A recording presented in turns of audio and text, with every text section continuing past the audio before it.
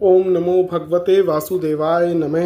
नमस्कार दोस्तों, मैं वैभव शर्मा आपका अपने YouTube चैनल प्रभु प्रसंग में एक बार फिर से स्वागत करता हूं।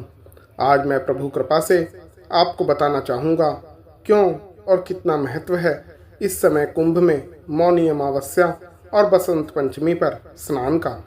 एक बात ध्यान रखें, माघ माह में यदि गंगा में स्नान करें तथा यथाशक्ति दान करें तो उसका अत्यधिक पुण्य लगता है। तो समय प्रयागराज में त्रिवेणी स्नान का तो बहुत अधिक ही महत्व है। एक दत्तात्रेय ने कहा कि प्रजापति ने बड़े बड़े पापों को मिटाने के लिए और प्रजा के हित के लिए ही प्रयाग तीर्थ की रचना की थी।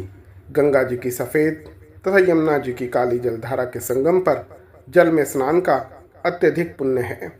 कहते हैं प्राचीन काल में ब्रह्मा जी ने पाप रूपी पशुओं की रचना करके सरस्वती से युक्त सफ़ेद और काली जलधारा बनाई और इनके संगम पर ही ब्रह्मलोक की रचना की थी।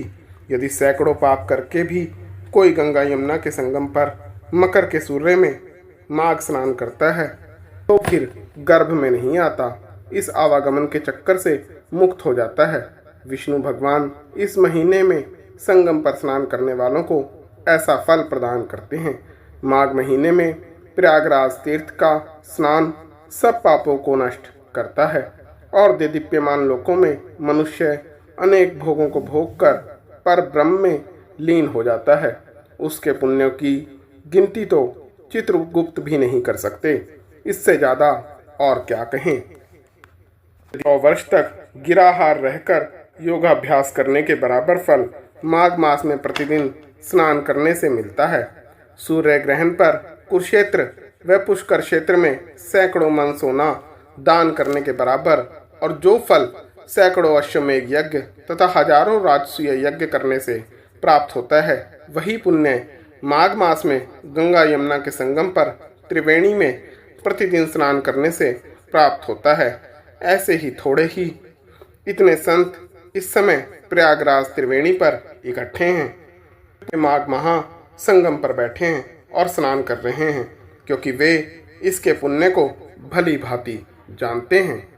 ऐसा माना जाता है पृथ्वी पर जितने तीर्थ तथा नदियां हैं वे सब माघ मास में त्रिवेणी में स्नान करने के लिए आते हैं, क्योंकि सब तीर्थ पापियों के संग दोष से अशुद्ध हो जाते हैं। माघ मास में त्रिवेणी पर स्नान करके वे फिर से पवित्र हो जाते हैं।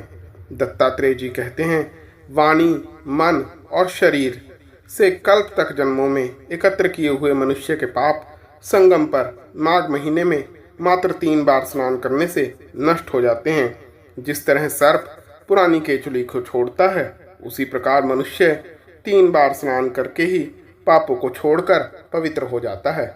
इस समय कुरुक्षेत्र में स्नान का 10 गुना फल मिलता है और 100 गुना फल काशी की उत्तर वाहिनी गंगा जी में स्नान करने से मिलता है।